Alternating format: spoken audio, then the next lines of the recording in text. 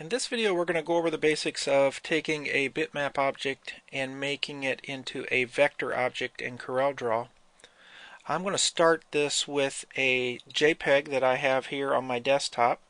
I'm going to bring it over and drop it in the center of my Corel page.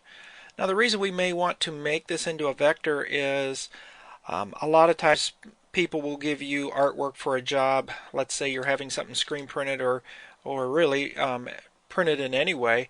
They bring you in their artwork. It's a bitmap and it looks something like this when you enlarge it. It has a very jagged edge, really uneven colors in there, and it's just not suitable for what you need to do to give to your vendor that may be doing your screen printing, or possibly printing some mugs for you or whatever you're doing. So we need to take this image and make it into a vector. So the first thing we're going to do after we get it dropped on our Corel page is we're going to look at this and see that this is basically just two shapes. It really doesn't get too much more simple than this, and we're going to look at this as the two shapes and decide to draw the square first. The background shape is what we're going to do first. So I'm going to come up here and I want to get my rectangle tool, and what we're going to do is we're just going to start up here in one of the corners, and I've picked the top right or left corner, and I'm going to draw with my rectangle tool down here and draw a rectangle that basically forms along the outside edge of that box. And as you can see, we've got a rectangle there that does that, and then still with the rectangle tool, we'll just form another rectangle by clicking and dragging like that up to form the inside of the box. So we'll leave that just like that. Now that we have the outer and the inner border formed, the easiest way now to get where we can fill that color to make our box would be we need to grab our pick tool, and the inner box is already selected, so we just need to hold down the shift key and click on the outer box. Now, as you can see down here at the bottom, we have two objects selected. The inner one and the outer box is selected. Now with both of those selected, what we need to do is come up here and click on Combine.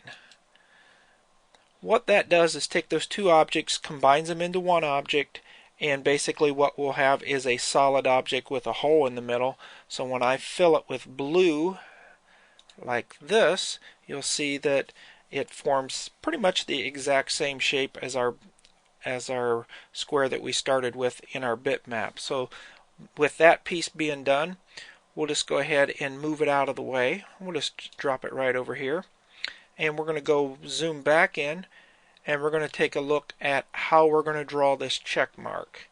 Now the best way to draw an object like this is we're not going to use some of our preset shape tools.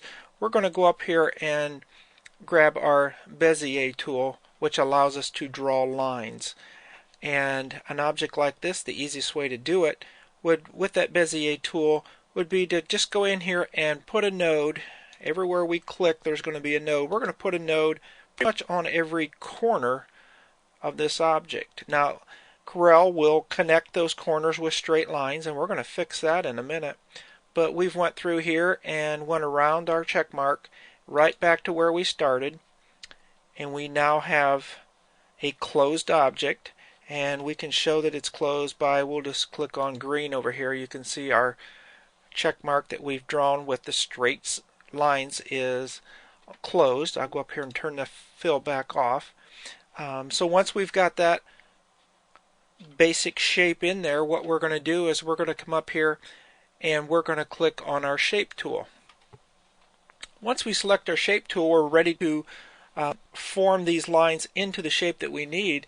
And the easiest way that I've found to do this is just go up here and click on our Select All Nodes button up here, and you can also do that by hitting Control A. Once you do that, you'll see that all 6 of our nodes are solid, and that means they're all selected. And now everything in here is pretty much a curve except for these two end pieces. So we're just going to go over here and click on convert line to curve, because remember we drew everything as a straight line, so we're going to convert all of them to curves. So what we do once we click on that button is now this, we're going to start with this line right here. It's now a curve, which means we can just grab the middle of it and we can move it up just like this until it fits the shape of that bitmap. And we'll drop that one there, and then we'll come down and do the same thing to this one. And you can play with this a little bit. Just you put in the shape that matches your bitmap, and then we'll have to do two more down here. Now the two end pieces are actually curves, but we don't need to make them into curves because the lines on the bitmap are straight. So we're going to go ahead and leave them straight just as they are. Now over here and click on the green again, and you can see we have our shape that pretty much matches exactly with our bitmap there. So we'll go ahead and go back up here and click on our pick tool, and we'll zoom back out. So now that we've got our check mark drawn and we've got our box over here that we're going to put in behind that, we can select our box and we'll just drag it back over here, and we'll line it up leaving the bitmap there just to line it up by, and we'll drop it in there. And I'm going to zoom back in so we can see this and see that we need to move the box just slightly, and that looks pretty good right there. So now we have the two elements as a vector, and we still have the bitmap behind it. So what I'm going to do is I'm going to go ahead and select that bitmap, and I'm just going to move it out of the way a little bit so we can see it. Now we'll look this over, and as if you can see, our original bitmap had a little bit of white in between the blue and the red, and we don't have that here. So what we're going to do is, just to make this look a little more uniform, I'll take and select this check mark by clicking on it, and I'll go over here and make this red. Now to get this little bit of white on there, all we have to do while that's selected is we can go over here to our line tool, our outline tool, and we can select an outline, and I'm going to go ahead and select an outline of a half a point. As you can see, there's a little bit of an outline there. Right now it's black, and what I'm going to do is go over here and right click on the white, and what right click does is it sets the outline property to whatever color you clicked on. In this case it was white. So now we have a white outline around our checkbox that kind of separates it from the box.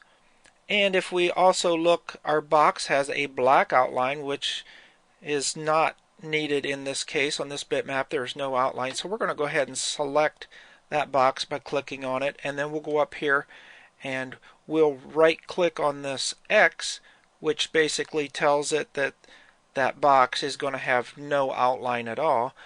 And now when we zoom back in, we'll see there's no outline on it. We've had a thin space between there of where the red checkbox goes over top of it, and now we have virtually the same image as a vector. Now once we're done with that, of course we can get rid of our vector, and this job right here would be ready to be used in whatever we needed it to, and whoever's printing it's going to like it a lot better. You're going to get a better result because you have a nice clean vector image. So that's about as simple as it gets, but that's a good start on how you take and make a vector image out of a bitmap. So I hope that helps.